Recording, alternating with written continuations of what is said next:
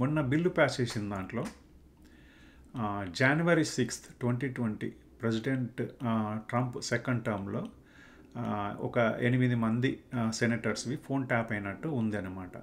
So ఈ బిల్లులో ఆ 8 మందికి వాళ్ళ అకౌంట్స్ ఎన్ని అకౌంట్స్ ట్యాప్ అయ్యి ఉంటే ఈచ్ అకౌంట్కి $500,000 లెక్క పే చేయాలని ఆ బిల్లులో ఉందన్నమాట. మ్యాక్సిమం వచ్చేసి 50 మిలియన్.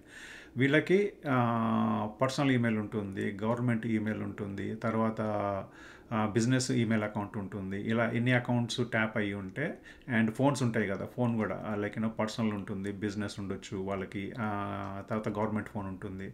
సో ఈచ్ అకౌంట్కి 500,000 లెక్క ఎన్ని అకౌంట్స్ ట్యాప్ అయ్యి ఉంటే అంత అమౌంట్ వీళ్ళకి పే చేయాలని ఆ బిల్లులో పెట్టి పాస్ చేశారనమాట 8 మందికి. సో ఇప్పుడు ఇది పే చేయాల్సింది ఎవరు? ట్యాక్స్ పేయర్స్ ఎవరు? యూఎస్ సిటిజన్స్ ఎవరైతే కష్టపడి పనిచేస్తున్నారో వాళ్ళు ట్యాక్స్ కడుతుంటారు. బిజినెస్ చేసే వాళ్ళు ఉంటారు, వాళ్ళు కూడా ట్యాక్సెస్ కడుతుంటారు.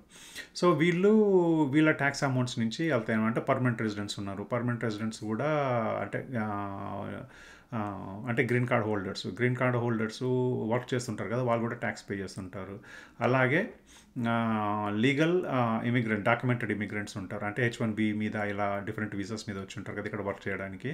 సో వాళ్ళు కూడా ట్యాక్స్ పే చేస్తుంటారు అనమాట. ఈ ట్యాక్స్ పేయర్స్ అమౌంట్ నుంచి వీళ్ళకి ఆ పేమెంట్స్ వెళ్తాయి అన్నమాట. సో ఇక్కడ ఏంటంటే ఇప్పుడు ట్యాప్ చేసింది ఎవరు? డెమోక్రాట్స్ పార్టీ వాళ్ళు అనుకోండి. వాళ్ళు ట్యాప్ చేసిన దాంట్లో ట్యాక్స్ పేయర్స్ ఎందుకు పే చేయాలి ఇక్కడ? సో ఇది ఇప్పుడు ఏంటంటే దీన్ని క్వశ్చన్ చేయకుండా కూడా బిల్లులో పెట్టి పాస్ చేసుకొని డబ్బులు తీసుకుంటున్నారు, అంటే దోసుకుంటున్నారు లిటరల్గా చెప్పాలంటే. సో ఇది ప్రజలకు సేవ చేసే వాళ్ళు ప్రజల నుంచి ఎంత దోసుకుంటున్నారో ఒక్కసారి కూడా మీరు కూడా ఆలోచించండి.